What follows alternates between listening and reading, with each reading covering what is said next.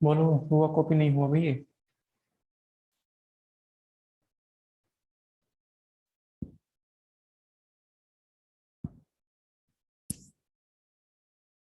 बाकी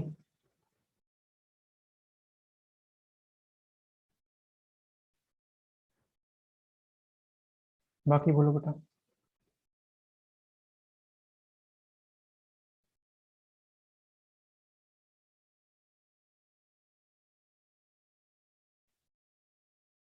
तो ऐसे क्वेश्चन आपको करने पड़ेंगे। ये बात आपको पता होनी चाहिए कि जो बॉन्डिंग है बेसिकली वो कहाँ से होती है, पी पाई डी पाई का मतलब क्या है। तो ये क्वेश्चन आज के बाद आपसे होने चाहिए। अब बढ़ते हैं थोड़ा सा आगे। लास्ट जो इसमें बचा हुआ है अपना वो है sulphuric acid. Sulphuric acid important है, पूछा जाता है बहुत बार, और बोर्ड के पॉइंट ऑफ व्यू से काफी इंपॉर्टेंट है चीज। ठीक है, मैं यहाँ पे जो डायग्राम है, जो एक्सपेरिमेंटली डायग्राम है, वो ड्रॉ नहीं करवाऊंगा, रिएक्शन समझाऊंगा केवल। डायग्राम आपको ड्रॉ करना है होमवर्क में, अपनी नोटबुक में डायग्राम ड्रॉ करना है होमवर्क में। ऑफलाइन मिलेंगे, डायग्राम चेक किया जाएगा, पता होना चाहिए क्या हो रहा है।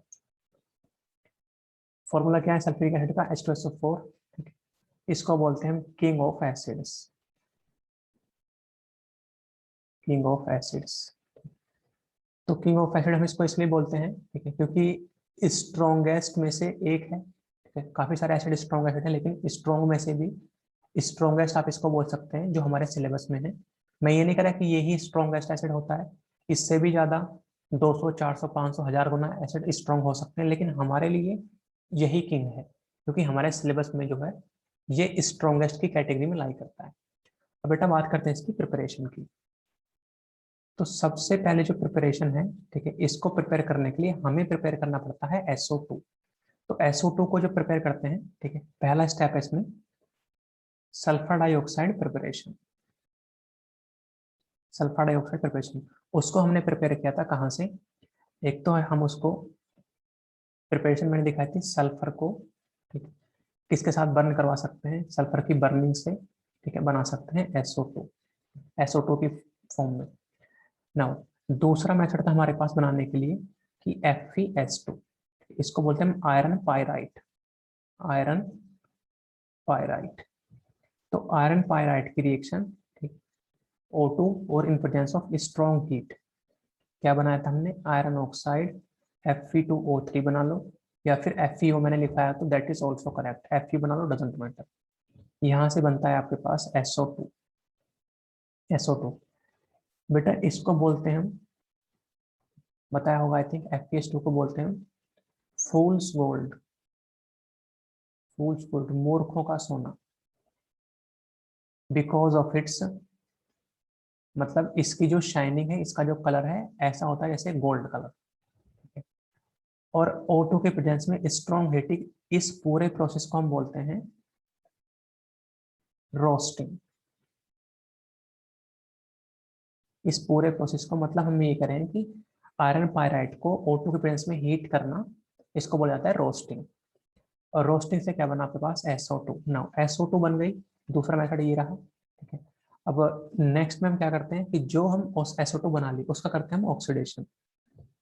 तो ऑक्सीडेशन ऑफ SO2। और ये जो स्टेप है, ये स्टेप हमारे लिए सबसे ज्यादा इंपॉर्टेंट साबित होने वाला है। कैसे? जब हम SO2 का ऑक्सीडेशन करते हैं तो SO2 का ऑक्सीडेशन करने के लिए SO2 प्लस यहाँ से O2, और इसका ऑक्सीडेशन किया जाता है in presence of V2O5, that is vanadium pentaoxide। V2O5 ये होता है एज ए कैटलिस्ट, एक कैटलिस्ट की तरह यहाँ पे काम करता है। तो ये गैस है, ये भी गैस है, और यहाँ से एक गैस बनती है SO3 gas. Now formation of this SO3 gas, मतलब SO2 का ऑक्सीडेशन होने से जो SO3 बनती है, ये एक एक्सोथर्मिक रिएक्शन है। एक्सोथर्मिक रिएक्शन है, इसका मतलब delta H is less than 0। तो ये होती है एक्सोथर्मिक रिएक्शन। अब SO3 बन गया। ठीक है। अगले स्टेप में हम क्या करते हैं? ठीक है, अगला स्टेप है अपने पास absorption of SO3, sulphur trioxide basically. तो सल्फर डाइऑक्साइड को हम एब्जॉर्ब करते हैं into sulphuric acid. Sulphuric acid. ठीक है। एब्जॉर्ब करने का ये मतलब है जी, देखिए ध्यान से, जो SO3 गैस है आप उसको H2SO4 में ऐड कर दो, तो ये तो लिक्विड ही रहेगा आपके पास, या फिर आप इसको एक्वस भी कह सकते हैं, उससे फर्क नहीं पड़ता है। तो ये एक एडिशनल कंपाउंड बनाते हैं, जो मैंने आपको SO3 की प्रॉपर्टीज में पढ़ाया होगा। क्या बनाएंगे यहाँ से? SO3 प्लस H2SO4 H2S2O7, इसको बोल देते हैं हम ओलियम। इसको बोल देते हैं हम ओलियम। अब नेक्स्ट जो स्टेप है वो है अपने पास, ठीक है, डाइल्यूशन। Dilution of oleum. तो डाइल्यूशन ऑफ ओलियम का मतलब होता है जी, ओलियम को वाटर के अंदर ऐड कर देना। ओलियम को वाटर के अंदर ऐड कर देना। तो कुछ नहीं है, दोनों को मिला के अगर बैलेंस केमिकल इक्वेशन की बात करूं तो 2H2SO4 बन जाएगा, क्योंकि सल्फर की ऑक्सीडेशन नंबर यहाँ पे कितनी है? +6। तो इसके हाइड्रोलिसिस से क्या बनेगा? सल्फ्यूरिक एसिड +6 वाला ओलियम। तो ये कुछ स्टेप है, उसमें से सबसे ज्यादा जो इंपॉर्टेंट स्टेप है वो क्या हमारे पास? Oxidation of sulphur dioxide, which is reversible. Reversible मैं गारंटी नहीं ले सकता, हो सकता है एनसीईआरटी में इसको सिंगल स्टेप मतलब इरिवर्सिबल किया, लेकिन actually this step is reversible. Reversible है, साथ में एक्सोथर्मिक है। ठीक है। अब इसके बारे में थोड़े से पॉइंट्स हमें जानने हैं, ठीक है, वो बताता हूँ। उससे पहले ये कॉपी करो और रिप्लाई करो।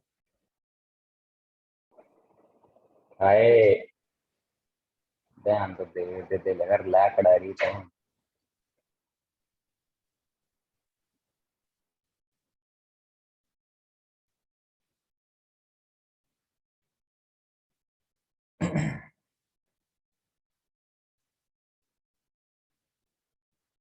अब आगे है कंडीशन कि ये जो SO3 ये जो बना बेटा, SO2 का ऑक्सीडेशन हमने किया और क्या बना यहाँ से?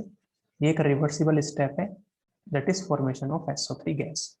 डेल्टा H नेगेटिव है, ठीक है, तो रिवर्सिबल है। हम यहाँ पे ली चैटली प्रिंसिपल अप्लाई कर सकते हैं। अब वो क्या कहता है उसको सुनते हैं। गैस, ये गैस और ये गैस एक्सोथर्मिक रिएक्शन है। ठीक है। तो टेम्परेचर अगर हम कम करेंगे, अगर टेम्परेचर डिक्रीज करेंगे, तो रिएक्शन कहाँ जाएगी? रिएक्शन जाएगी आपके पास फॉरवर्ड डायरेक्शन में। फॉरवर्ड डायरेक्शन में जाएगी। लेकिन एक कम से कम टेम्परेचर भी हमें यहाँ पे रखना पड़ता है, और वो मिनिमम टेम्परेचर जो है, मतलब इस रिएक्शन को होने के लिए भी एक कम से कम टेम्परेचर होता है, that minimum temperature is 720 kelvin. और तुम खुद आड़ी लगा लो, 720 में से अगर मैं 273 माइनस भी कर दूं, अगर मान लो 300, 273 300 ही हम माइनस कर दें, ठीक है, तो हमारे पास फिर भी 400 के आसपास टेम्परेचर है, 400 degree Celsius, that is very very high. लेकिन मेरे कहने का मतलब ये है कि हम 720 से ज्यादा नहीं करेंगे। मैंने आपको बहुत बार समझाया कि 20 डिग्री सेल्सियस, ठीक है, 0 डिग्री सेल्सियस, लेटेस्ट से 50 डिग्री सेल्सियस, ठीक है, ये जो एक हाई और लो टेम्परेचर होता है, ये हाई और लो एक टर्म हम बोलते हैं, ठीक है, 20 है, 50 है, वो होता है एक रिलेटिव टर्म है जी एक, ठीक। तो 20 degree Celsius is high, yes, with respect to 0, 20 degree low with respect to 50। तो हम ये करें कि हमें कम से कम रिक्वायरमेंट कितना है, 720 केल्विन की। उससे उससे ज्यादा हम नहीं करेंगे, मतलब उससे कम अगर हमने किया, ठीक है, उससे कम हमने किया तो रिएक्शन फॉरवर्ड जा रही है, यस, बात समझ में आती है। लेकिन 720 से ज़्यादा किया तो फिर रिएक्शन बैकवर्ड जाएगी। तो हमें कुछ कम, कुछ ना कुछ की तो रिक्वायरमेंट होगी, कुछ पर्टिकुलर टेम्परेचर की रिक्वायरमेंट होती है, वो कितना है, 720। 720 से ज़्यादा करोगे तो फिर बैकवर्ड जाएगी। तो 720 तक तो रिएक्शन जो है, ठीक है, वो अपनी प्रॉपर चलेगी, ठीक है। और डेल्टा एच जो कि लेस देन 0 है, एक्सोथर्मिक है, 720 से ज़्यादा किया तो फिर बैकवर्ड जाना स्टार्ट हो जाएगी। दैट इज पहला स्टेप, कौन सा, इफेक्ट ऑफ टेम्परेचर। अब दूसरा अगर मैं बात करूं यहाँ से, नंबर टू है प्रेशर। तो प्रेशर में, ठीक है, गैस के नंबर ऑफ मोल्स यहाँ पे क्या है, 1 2, 2 मोल्स है, यहाँ पे कितने हैं, 1, ठीक है। तो प्रेशर अगर हम बढ़ाते हैं, अगर हम प्रेशर बढ़ाते हैं, रिएक्शन वहां जाती है जहां नंबर ऑफ गैस के मोल कम हो। तो प्रेशर बढ़ाने से रिएक्शन कहाँ जाएगी, रिएक्शन जाएगी आपके पास फॉरवर्ड डायरेक्शन में, फॉरवर्ड डायरेक्शन में, ठीक है। नंबर 3, ठीक है, कैटलिस्ट तो आप यूज कर ही रहे हैं, ठीक है। पुराने टाइम में हम यूज करते थे पीटी एस्बेस्टस,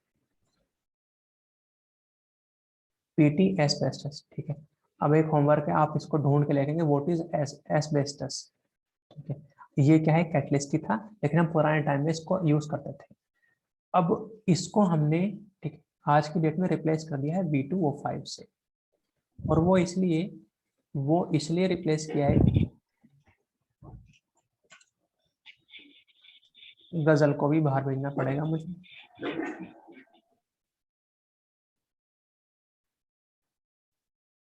करो तुम हरकतें।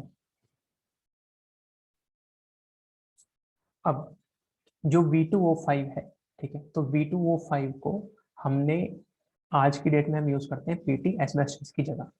क्योंकि पीटी एस्बेस्टस जो है, ठीक है, उसकी जो प्रॉपर्टी है, या फिर पीटी एस्बेस्टस जो है, हमारे पास जो कैटलिस्ट था, ठीक है, उसमें पॉइजन की तरह काम करती है, ठीक है। उसको आप पॉइजन की तरह ट्रीट कर सकते हैं, ठीक है, क्योंकि जो हमारे पास इम्प्योरिटीज होती हैं, ध्यान दीजिए, जो हमारे पास इम्प्योरिटीज होती हैं किसमें, सल्फर डाइऑक्साइड गैस में।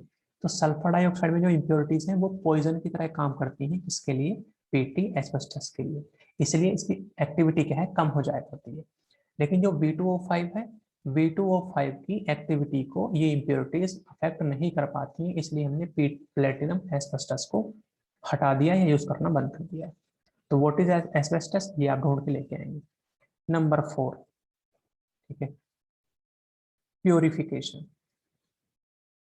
प्योरिफिकेशन देखिए, जैसे आपने अभी देखा कि मैंने SO2 प्रिपरेशन किया, ठीक है भाई, ये तो एयर से ही आया, बर्निंग की है सल्फर की, और उसके साथ साथ मैंने सल्फर डाइऑक्साइड किया। ये किससे बनाया, बाय रोस्टिंग, या फिर फूड्स गोल्ड को हमने O2 की प्रेजेंस में ट्रीट किया, क्या बनाया, SO2। तो ये जो SO2 है, ठीक है, जैसे SO2 गैस है, इसमें इम्प्योरिटीज होती हैं, इसमें क्या होती है, इम्प्योरिटीज, ठीक है। तो सबसे पहले हम इन इम्प्योरिटीज को दूर करते हैं, और उसके बाद, ठीक है, इम्प्योरिटीज से क्या बनाते हैं, प्योर सल्फर डाइऑक्साइड, ठीक है। और प्योर सल्फर डाइऑक्साइड का हम ऑक्सीडेशन करवाते हैं, जिससे कि हमारे इस रिवर्सिबल रिएक्शन में कोई प्रॉब्लम क्रिएट ना हो पाए। तो ये कुछ बेसिक टर्म्स हैं। पहला क्या है, टेम्परेचर, ठीक है, टेम्परेचर का इफेक्ट है जी। दूसरा क्या आपके पास प्रेशर का इफेक्ट है, तीसरा कैटलिस्ट है, चौथा क्या है, प्योरिफिकेशन। तो आपको इस रिएक्शन को भी प्रॉपर काम करने के लिए, प्रॉपर चलाने के लिए SO2 should be in pure form, या फिर there should be new impurities. तो इम्प्योरिटीज को हम पहले ही वहां से खत्म कर लेते हैं। इम्प्योरिटी जैसे क्या हो सकती है, Fe2O3 की इम्प्योरिटीज हो सकती है, ठीक है। हमने इसका ऑक्सीडेशन किया, SO2 का ऑक्सीडेशन किया, मान लो SO3 भी बन गया ट्रेस अमाउंट के अंदर, क्योंकि ऑक्सीडेशन है तो SO3 भी बन सकता है, नो डाउट। तो वो जो इम्प्योरिटीज है उसको पहले दूर किया जाता है, और कैसे दूर किया जाता है ये हमें नहीं जानना है, हमें केवल इतना पता होना चाहिए। किसी भी कॉम्पिटेटिव एग्जाम तक, बोर्ड की तो बात है छोड़ ही दो, किसी भी कॉम्पिटेटिव एग्जाम तक आपके लिए इतना ही जानना जरूरी है, ठीक है। कॉपी करो, कोई दिक्कत कोई परेशानी नहीं है, मुझे बताओ।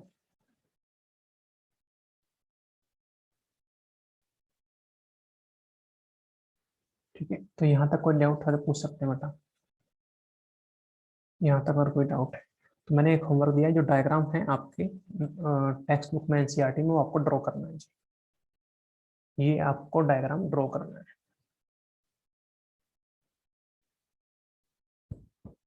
बताओ चलें आगे। डन, बोलिए जी। चलिए बेटा बढ़ते हैं थोड़ा सा आगे। नाउ कमिंग टू इसकी प्रॉपर्टीज।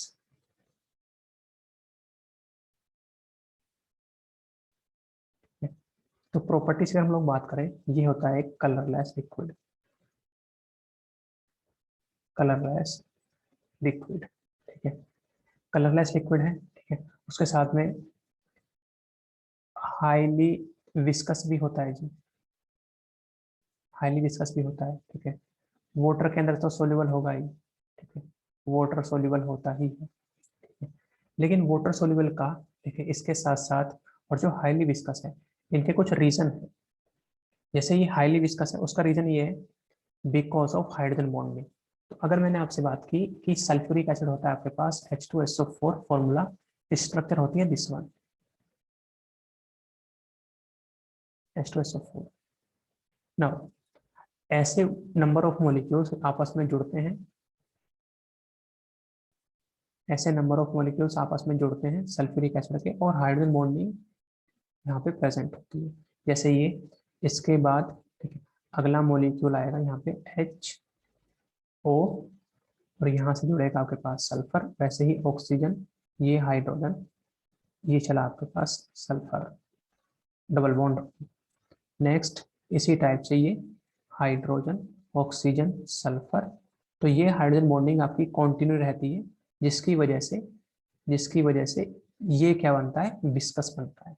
मतलब आपस में मॉलिक्यूल क्या होते हैं, जुड़े हुए रहते हैं, जुड़े हुए रहते हैं, इसका मतलब आपस में इकट्ठा होकर रहते हैं, जिसकी वजह से विस्कोसिटी क्या होती है इसकी ज्यादा। दूसरा वाटर सोल्यूबल तो है, वाटर सोल्यूबल क्यों है, क्योंकि ये भी एक पोलर, ठीक है। इनफैक्ट अगर वाटर की प्रेजेंस में बात करूं तो वाटर की प्रेजेंस में आप इसको, अगर आप वाटर की प्रेजेंस में बात करें तो H2SO4 जो है, ठीक है, अगर आप वाटर में इसको ऐड करें तो क्या बना देता है, ठीक है, SO4 2 नेगेटिव, ठीक है, और साथ में H3O positive, H3O positive. Balancing की बात करना चाहते हैं, बैलेंसिंग के लिए आप यहाँ पे 2 लगा सकते हैं, ठीक, और 2 लगाने के बाद इसको बैलेंस कर सकते हैं, क्या हो जाएगा ये 2H3O पॉजिटिव। तो मेरे कहने का मतलब है कि H2SO4 वाटर के प्रेजेंस में एसिड की तरह वर्क करता है, जिससे सल्फेट बना और 2H पॉजिटिव निकाल के किसको दे दिए, H2O को। तो ये कुछ बेसिक सी प्रॉपर्टीज हैं। अच्छा, कलरलेस लिक्विड है तो ये तो प्रॉपर्टी हमें याद करनी पड़ेगी। दूसरा बात करता हूँ मैं इसका, कि इसका जो स्पेसिफिक ग्रेविटी है, ठीक है, स्पेसिफिक ग्रेविटी जो है इसकी, देखिए अब ये डेटा आपको सल्फ्यूरिक एसिड के लिए एटलीस्ट याद करना पड़ेगा। सल्फ्यूरिक एसिड के लिए डेटा आपको याद करना पड़ेगा, स्पेसिफिक ग्रेविटी कितनी होती है। स्पेसिफिक ग्रेविटी होती है इसकी 1.84, और 1.84 ये होती है आपकी 298 केल्विन पे। ठीक है, केवल इतना तो आपको बेटा ये याद रखना पड़ेगा। ठीक है, और एक प्रॉपर्टी, इसको हम बोलते हैं oil of vitriol, oil of vitriol. तो ये कभी कभी कॉमन सी चीजें ही पूछ लेता है इसके बारे में, मतलब ऑब्जेक्टिव में तो ये कॉमन से सवाल बन जाते हैं कि कौन सी प्रॉपर्टी सल्फ्यूरिक एसिड के लिए एप्लीकेबल नहीं है। कलरलेस लिक्विड है, हाईली विस्कस है, या फिर वाटर सोल्यूबल है, स्पेसिफिक ग्रेविटी इतनी है। तो जब ये क्वेश्चन आता है ऑप्शन की फॉर्म में, तो ये प्रॉपर्टी तब याद होनी ही चाहिए। ठीक है, दूसरा है आपके पास ऑयल ऑफ विट्रियोल। तो इतना एक बार कॉपी कर लो, बाकी देखते हैं जी। इतना कॉपी करके फटाफट से रिप्लाई करो।